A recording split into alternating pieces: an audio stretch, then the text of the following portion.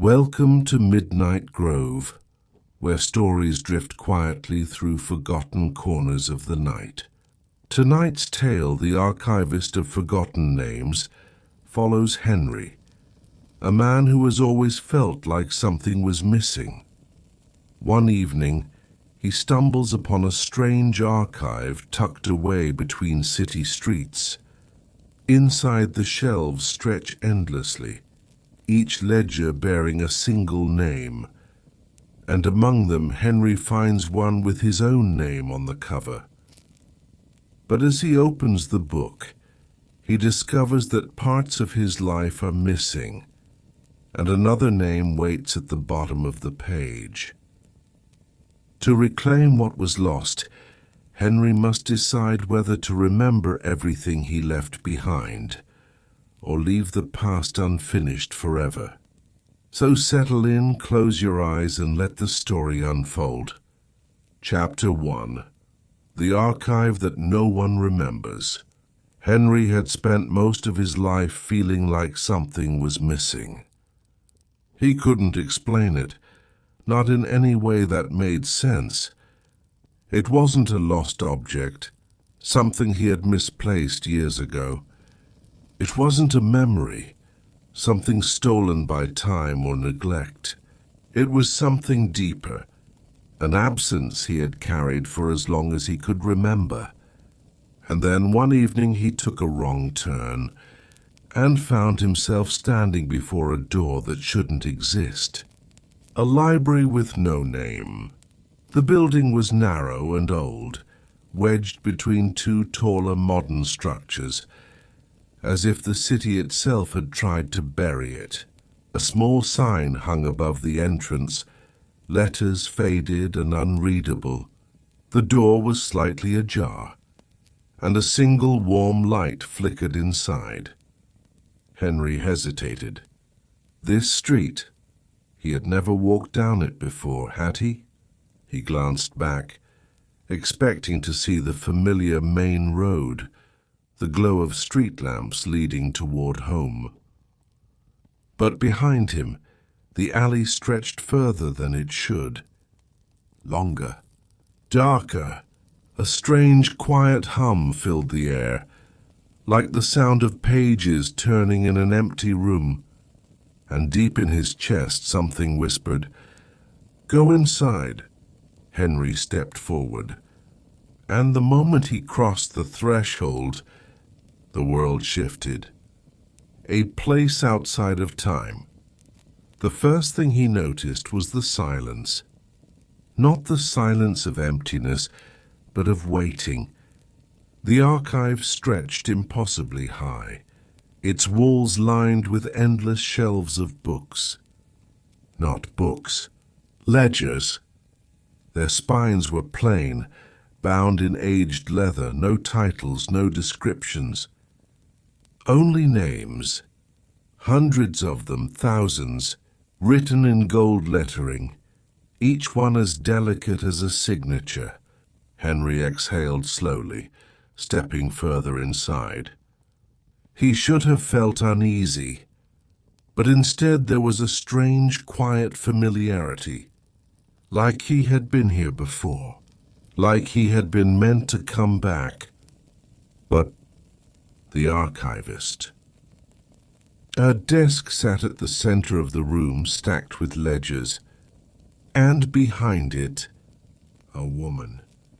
She was older, dressed in a dark, high-collared coat, her hands folded neatly over the desk. Her hair was silver, not with age, but with something timeless. And her eyes, they were the color of ink on parchment, dark and deep and full of something Henry could not name. She studied him for a long moment. Then softly she said, "Ah, you've come for your name." Henry frowned. "I already know my name." The woman tilted her head. "Do you?" She turned toward the nearest shelf, running a single paper-thin finger along the spines of the ledgers. One of them glowed faintly beneath her touch. She pulled it free, turned it over, and placed it on the desk before him. Henry stared at the cover, at the golden letters pressed into the leather, and felt his breath catch, because there, written in perfect script, was his name. But the book that shouldn't exist. Henry swallowed hard. "How is this possible?" he whispered. The archivist watched him carefully. "This ledger belongs to you," she said. "It is a record of the moments you have lived and the ones that were lost." Henry's fingers hovered over the cover. Something deep inside him ached, like touching this book would change something he could never undo. He took a breath and opened it. But a life that wasn't fully his. The pages were handwritten, delicate, precise. The ink was black, each entry marked with a date, each line a careful notation. The first time he learned to read, the day he left home for the first time, the afternoon he met his oldest friend. The details were exact.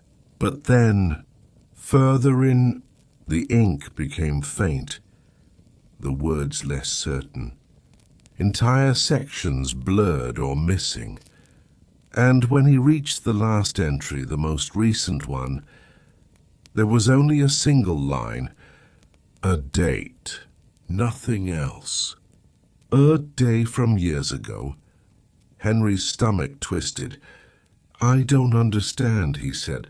"Why are parts missing?" The archivist folded her hands. "Because someone took them."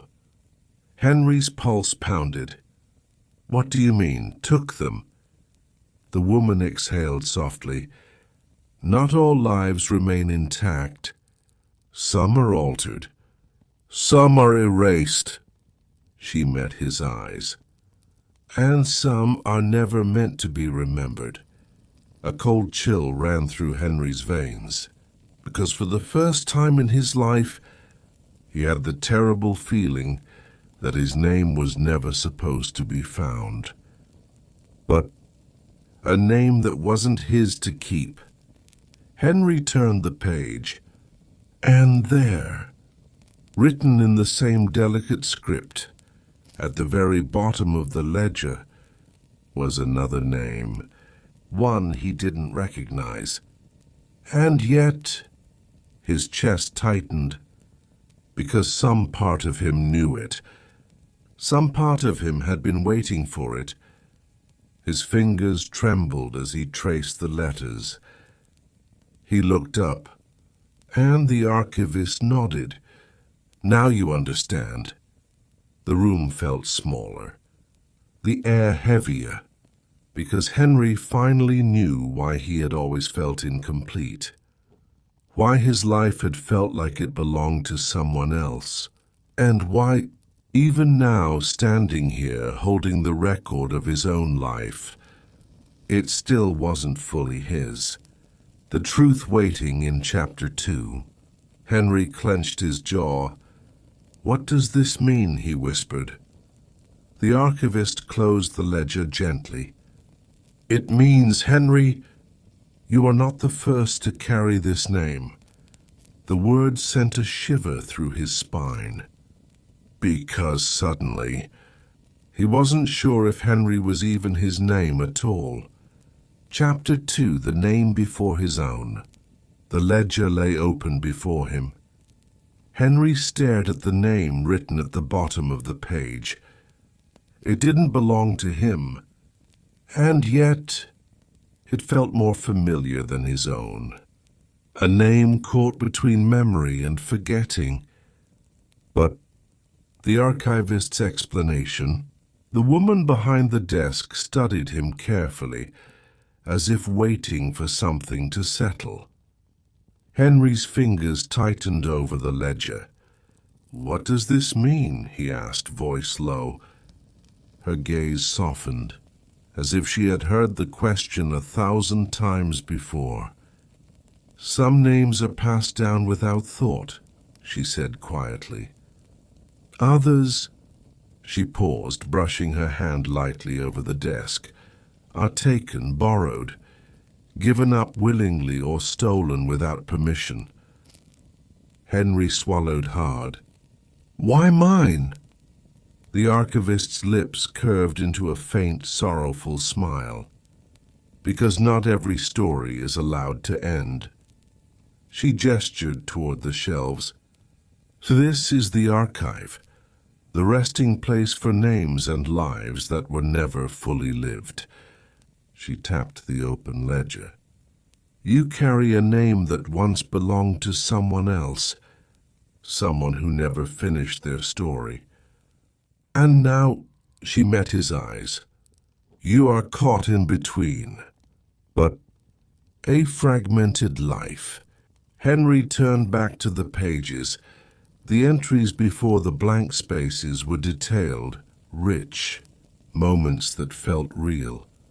First city he had never visited, a family he couldn't recall, a love story written so vividly it felt like something he had once held in his hands.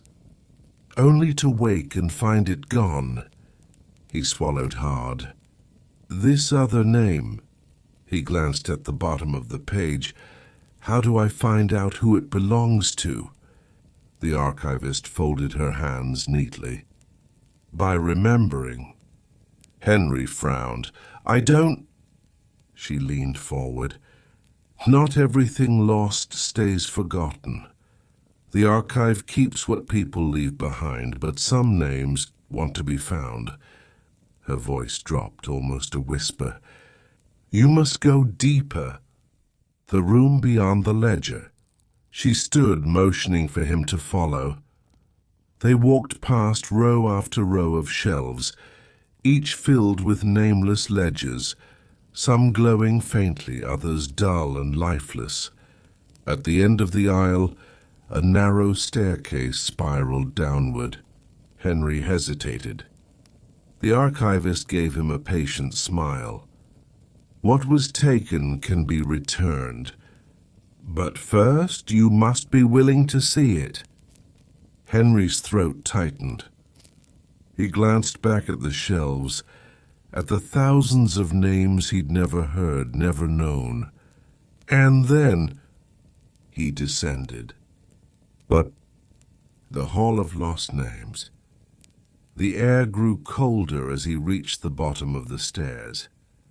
A vast room stretched out before him, walls lined not with shelves, but with mirrors, each one framed in dark wood, their surfaces cloudy, shifting faintly like water, and on each a name inscribed, not in gold, but in faint fading silver.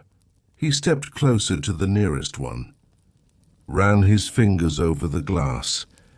The letters shimmered beneath his touch, but he didn't recognize the name.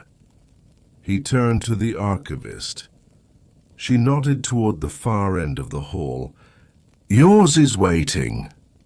But the mirror that shows too much. Henry walked slowly, each step weighted. And then he saw it. A mirror larger than the others, standing alone. The silver letters at the top spelled out both names. His current one, and the one he didn't yet understand. The reflection in the glass was murky. At first it showed only himself, but as he stepped closer, the image shifted. Scenes flickered across the surface. A city street lit by gas lamps. A small room filled with books, hands reaching for another's. Moments he didn't recognize, and yet felt deeply his. His chest tightened, because these weren't someone else's memories. They were his. A life lived before the one he called his own. But the price of reclaiming a name. He turned to the archivist, breath uneven. What happened to them? She met his eyes, voice soft. They were forgotten. But that forgetting left a hollow space. And into that space and your life was shaped. Henry's hands shook. He understood now. He had always felt incomplete because part of him had never been allowed to finish, because he wasn't just himself. He was carrying two lives, and one had been left unfinished. The archivist stepped closer. You can return the name to its rightful place, but it will cost you. Henry swallowed hard. What will it cost? She tilted her head. The life you've known, the certainty you've built. You must choose. The decision that waits in Chapter 3. Henry stared at the mirror, the reflection still shifting. He could feel it. The other life calling to him, not erasing who he was, but completing it, filling in the missing pages. But was he willing to give up the life he thought he knew, to become the person he had forgotten? Chapter 3. The name that belonged to him. Henry stood before the mirror, the surface still shifting like water, flickering with the fragments of a forgotten life. The reflection no longer showed just himself. It showed two versions. The man he knew, and the man he used to be. And they were waiting. But the archivist's last question. Behind him the archivist remained silent, her presence calm, patient. Henry spoke without turning. What happens if I take the name back? Her voice was soft. Then you remember everything. He swallowed. And if I don't? There was the faintest pause. Then you will always feel incomplete. Her words settled heavily over him. It is your choice. Henry's hand hovered near the mirror's surface. Two names, two lives. One he had lived, one he had forgotten. The life he never finished. The mirror flickered again, clearer this time. Henry saw the other man, himself but younger, living in a city lit by gas lamps and cobblestone streets. A small apartment filled with books, sketches, journals left open. A woman's laughter. A promise whispered beneath moonlight. A moment when it had all ended too soon. An illness? An accident? The images blurred. But he felt it. He had not been ready to leave. His life had been incomplete. And in that unfinished space, Henry's new life had formed, built on top of the old. But the memory that waited. The archivist stepped closer. What you lost was not taken from you by force, but it was misplaced, forgotten. That does not mean it cannot be reclaimed. Henry's pulse pounded in his ears. He could feel it, the pull, the empty spaces in his current life suddenly making sense, the moments he had always felt out of step, the things he could never quite hold on to. This was why. Part of him had been left behind. But the choice. Henry stared at his reflection, at both versions of himself. And then he spoke. I want to remember. The archivist's expression didn't change, but something in the room shifted. The air grew heavier, like time itself was holding its breath. She nodded once, then touched the name, and everything will return. Henry reached out, his fingers brushing against the shimmering letters on the glass.